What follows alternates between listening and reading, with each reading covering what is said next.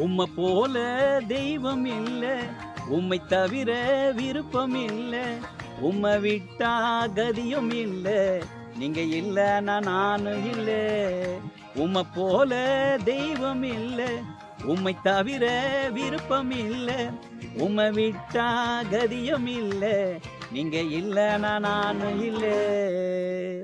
நன்றி சொல்ல வார்த்தையே இல்ல இல்ல, அது நினைக்கும் போது உயிரும் எனக்கு இல்ல. குப்பையில் கிடந்த என்னை உயர்த்தி வைத்தீரே, ராஜாக்களோடு என்னை அமர செய்தீரே. குப்பையில் கிடந்த என்னை உயர்த்தி வைத்தீரே, ராஜாக்களோடு என்னை அமர செய்தீரே. என்னை உயர்த்தி வைத்தீரே, உயர்த்தி அழகு பார்த்தீரே. என்னை உயர்த்தி வைத்தீரே, உயர்த்தி அழகு பார்த்தீரே. உம்மை போல தெய்வம் இல்ல, உம்மை தவிர விருப்பம் இல்ல, உம்மை தவிர விருப்பம் இல்ல, நீங்க இல்லன்னா நானும் இல்ல. நன்றி சொல்ல வார்த்தையே இல்ல இல்ல, அத நினைக்கும் போது உயிரும் எனக்கு இல்ல.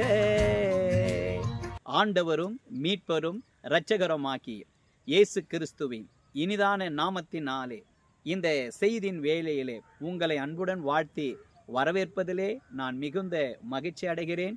கர்த்தருடைய நாமம் இன்றைக்கும் மகிமைப்படுவதாக.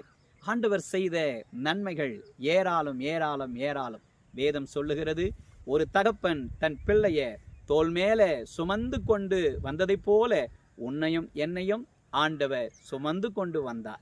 கடந்த ஆண்டு முழுவதுமாக அற்புதமாய் ஆண்டவர் நடத்தினார்.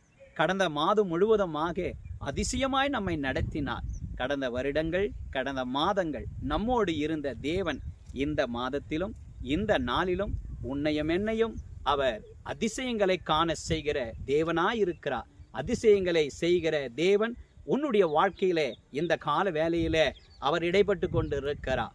ஒருவேளை நீங்கள் இந்த நாளிலே கூட கண்ணீரோடு இந்த நிகழ்ச்சியை பார்த்து கொண்டு இருக்கலாம், வேதனையோடு இந்த நிகழ்ச்சியை பார்த்து கொண்டு இருக்கலாம்.